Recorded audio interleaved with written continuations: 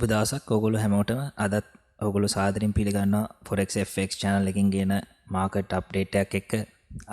එතකොට අද කතා කරන්න බැලුවේ USA economy එකට FOMC එකේ outcome එක මොන වගේ situation එකක්ද දැන් වෙලා තියෙන්නේ කියලා ඔයගොල්ලොත් එක්ක මම market එක දකින්න විදිය share කරගන්න ඕනේ කියලා හිතුවාද. හරි guys අපි එහෙනම් යමු වීඩියෝ එකට. අපි අද බලමු මොන වගේ වෙනස්කම්ද දැන් මේ USA economy එකට වෙලා තියෙන්නේ කියලා. දැන් මම මෙතන ඔයගොල්ලන්ට පෙන්වන්න අරන් තිනවා මේගොල්ලන්ගේ outcome එකේ main points දෙකක්. අපි මේවා එකින් එක කතා කරමු. අපි දැන් බලමු මේගොල්ලෝ මොනවද කියලා තියෙන්නේ කියලා මේකේ. Promoting maximum employment, stable prices and moderate long-term interest rates. The committee seeks to explain its monetary policy decisions to public as clearly as possible. එතකොට guys මේගොල්ලෝ මේ කියලා තින්නේ promoting maximum employment. මේගොල්ලන්ගේ මේ labor data maximum range එකක success විදිහට තියාගෙන යන්න. ඒත් එක මේගොල්ලන්ගේ prices stability එක ගත්තොත් ඒ දේත් බලලා එතකොට interest rate එක long term මේගොල්ලෝ target කරනවා මේ dataත් එක්ක stable level එකක තියාගන්න. ඒත් එක මේගොල්ලෝ කියලා තියෙනවා මේගොල්ලන්ගේ මේ policy decisions මේගොල්ලෝ ඉතා පැහැදිලිවම ජනතාවට ප්‍රශ්නයක් වෙන්නේ නැති වෙන්න මේගොල්ලෝ ඉස්සරහට තීරණය ගන්නවා කියලා. ඊළඟ කාරණු ඉදිරියට ගත්තොත් employment, inflation and long-term interest rates fluctuate over time in response to economic and financial disturbances. Monetary policy plays an important role in stabilizing the economy in response to the disturbances. එතකොට මේක කියලා තින්නේ employment inflation එක කාලයත් එක්ක මේගොල්ලන්ගේ interest rate එකේ අඩු වැඩි වීමට හේතු වෙනවා කියලා.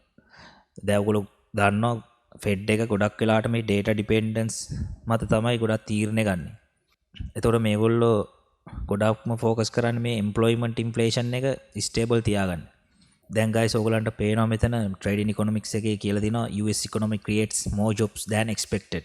මේගොල්ලන්ගේ මේ අන්තිම රිලීස් වෙච්ච NFP data බලද්දී ඕගොල්ලන්ට බලා ගන්න පුළුවන් වුණා මේගොල්ලන්ගේ jobs ගොඩක් economy එකට add වුණා. දැන් මෙතන ඕගොල්ලන්ට පේනවා non farm payrolls 260 තිබිච්ච එක 517ට ලොකු අප්වීමක් වුණා. දැන් මේගොල්ලෝ මේක තමයි දැන් මේගොල්ලන්ගේ price stability එක සහ මේගොල්ලන්ගේ job market එක stable තියාගන්න මේගොල්ලෝ market එකට jobs create කරනවා. ඒ වගේම අවශ්‍ය වෙලාවට jobs cut කරනවා. එතකොට මේකේ වෙනස් වීම අපි අවධානයෙන් ඉන්න ඕනි ඉස්සරහට decisions ගද්දී. එතකොට employment inflation එකට වෙන දේත් එක්ක ඉස්සරහට තීරණය වෙනවා මේගොල්ලන්ගේ service sectors සහ manufacturing වලට මොන වගේ වෙනස්කමක් වෙන්න පුළුවන්ද කියන එක. ඒත් එක්කම මම ගත්ත ඔයගොල්ලන්ට මෙතන පෙන්නන්න මේගොල්ලන්ගේ average hourly earnings ගත්තොත් පොඩ්ඩක් අඩු වෙලා තියෙන්නේ. එතකොට ගත්තොත් මේගොල්ලන්ගේ average weekly hours වල වැඩිවීමක් වෙලා තියෙනවා 34.7 ඉඳන් 34.7ට වගේ වැඩිවීමක් වෙලා තියෙනවා. එතකොට මේගොල්ලන් වැඩ කරන week එකේ පැය ගාණ වැඩි වෙලා තියෙනවා. එතකොට ඔයගොල්ලන්ට මෙතනින් යම්කිසි අදහසක් ගන්න පුළුවන් මේගොල්ලෝ economy එක boost කරන්න ඕනි නිසා මේගොල්ලන් work කරන පැය ගාණ වැඩි කරලා මේගොල්ලන්ගේ maximum output එක මේගොල්ලෝ ගන්න තමයි දැන් idea කරන් ඉන්නේ.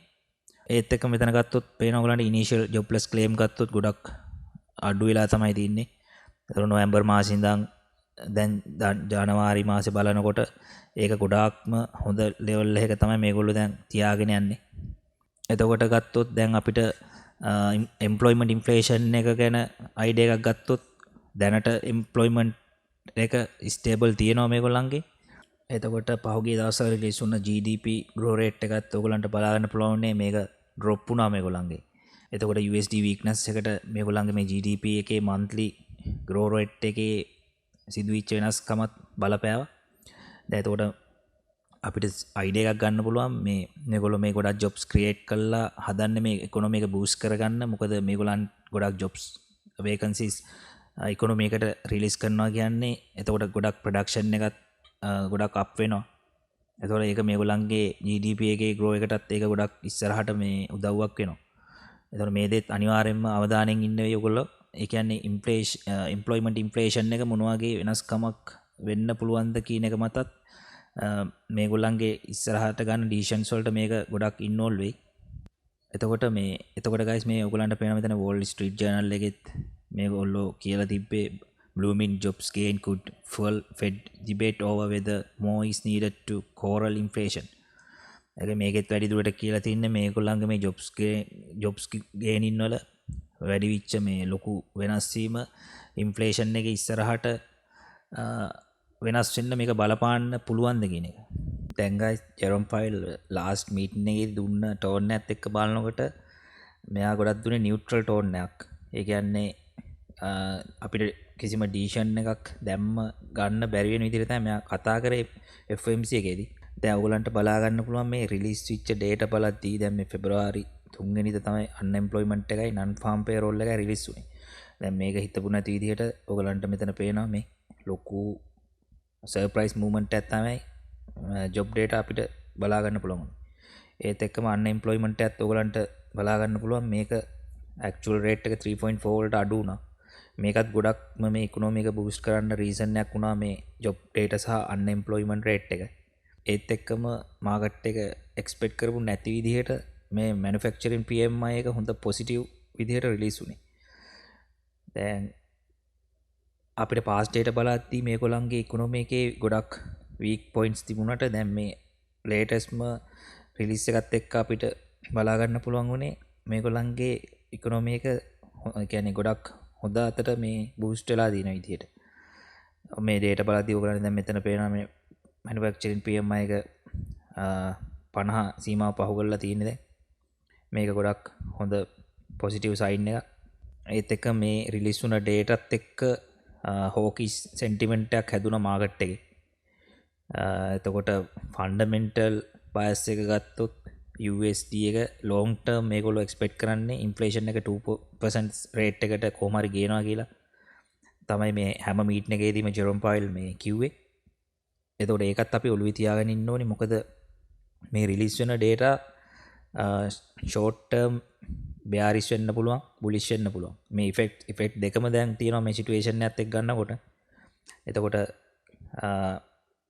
ඉකොනොමිස්ලා එක්ස්පෙක්ට් කරනවා 2023 නොවැම්බර් මාසෙ වගේ වෙද්දී රේට් කටින් සර්කල් එක පටන් ගනී කියන. මම මෙතන ඔයගලන්ට තවත් මේ පෙන්වන්න ගත්ත මේ ඩේටා එකක්. මේක මේ ඔයගලන්ට ගොඩක් වැදගත් වෙයි. මොකද මේ ෆන්ඩ් රේට්ස් කියන දේ මේගොල්ලෝ මාසේ අඩු වැඩි කරන්නේ. දැන් මේගොල්ලන්ට පේනවා මේ 2020 ඉඳන් 22 වෙනකන් මේක ස්ටේබල් රේට් එක තමයි මේ ගොඩාක් කාල කියන්නේ 20 ඉඳන් අවුරුදු දෙකක් 2022 වෙනකන් ස්ටේබල් ලෙවල් එක තමයි මේ රේට් එක තියාගෙන ඇවිල්ලා තියෙන්නේ. ඒත් එක්කම 2022 ගෙන් පස්සේ 2023 වෙනකන් ඒ අවුරුද්ද ගන්නකොට ඔයගොල්ලන්ට පේනවා මේ හයිකින් සර්කල් එක පටන් ගන්න තියෙනවා. රටක ඉන්ට්‍රෙස්ට් රේට් එක ඩිසිෂන් එකක් ගන්නකොට සෙන්ට්‍රල් බැංක් එකෙන් මේක මේගොල්ලෝ මාසයකට අඩු කරන්න සහ වැඩි කරන්න නෙමෙයි ගන්නෙ. මේක කාලයක් තිස්සේ මේ ට්‍රෙන්ඩ් එක මේගොල්ලෝ තියාගෙන යනවා. එතකොට මේගොල්ලෝ කටින් සර්කල් එකක් පටන් ගත්තොත් ඊට පස්සේ දිගටම කටින් සර්කල් එකක් ගෙනියන්න තමයි ගොඩක් වෙලාවට මේ සෙන්ට්‍රල් බැංක් එකෙන් කරන්නේ.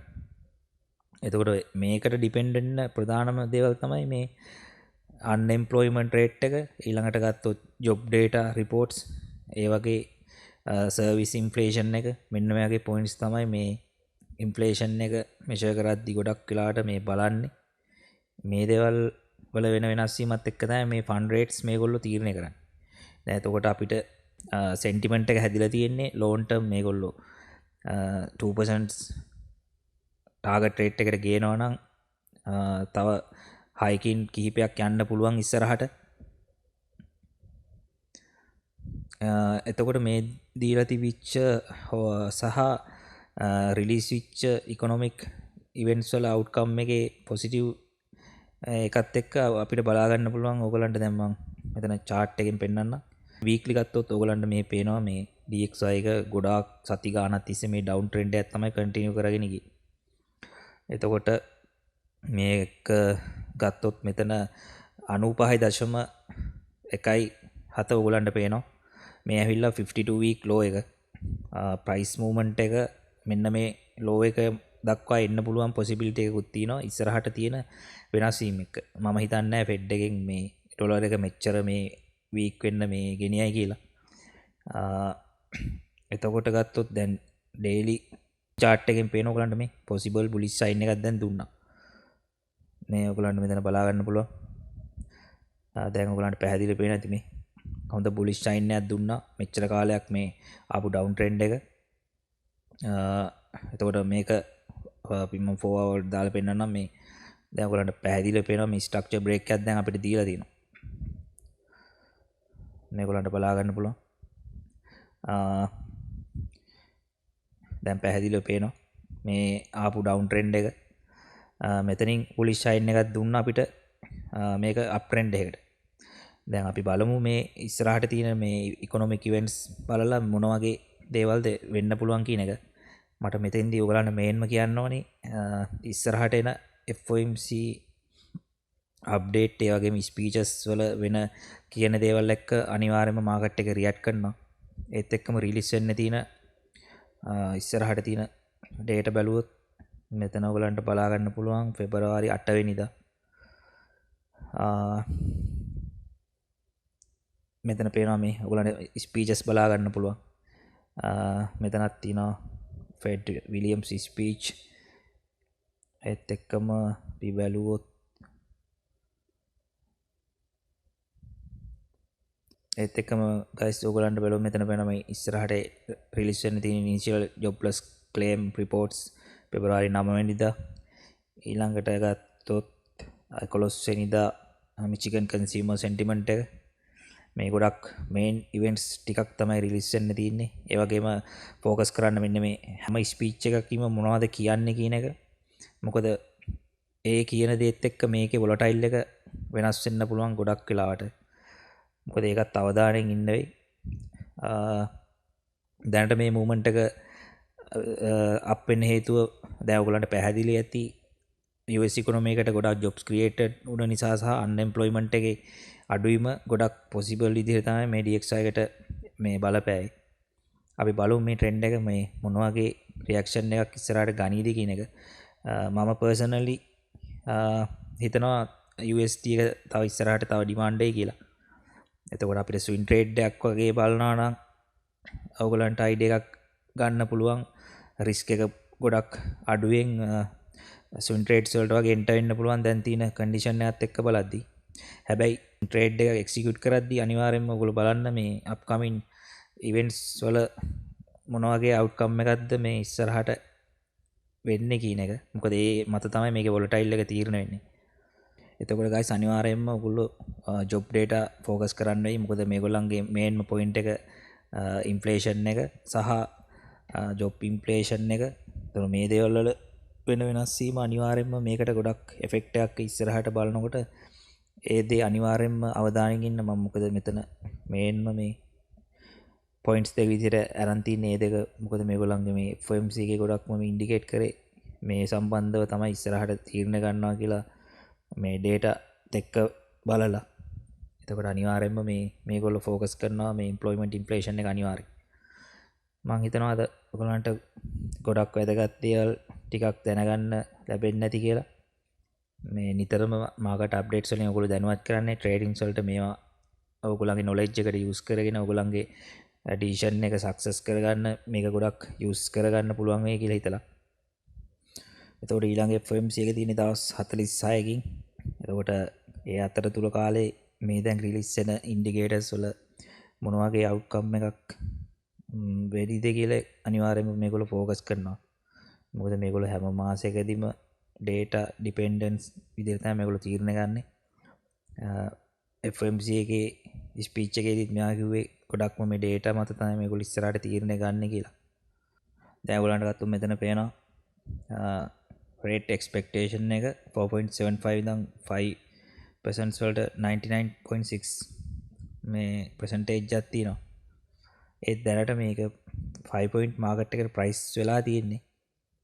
අපි බලමු ඉස්සරහට මේගොල්ලෝ මොන වගේ ඩිසිෂන් එකක් ගනීද කියලා මේ රිලීස් වෙන ඩේටාත් එක්ක සහ ඉන්ෆ්ලේෂන් එකේ වෙනස් වීමත් එක්ක. එතකොට ඉන්ෆ්ලේෂන් එක ක්වාටර්ලි ගත්තොත් 6.5 වල තමයි දැන්ට තියෙන්නේ.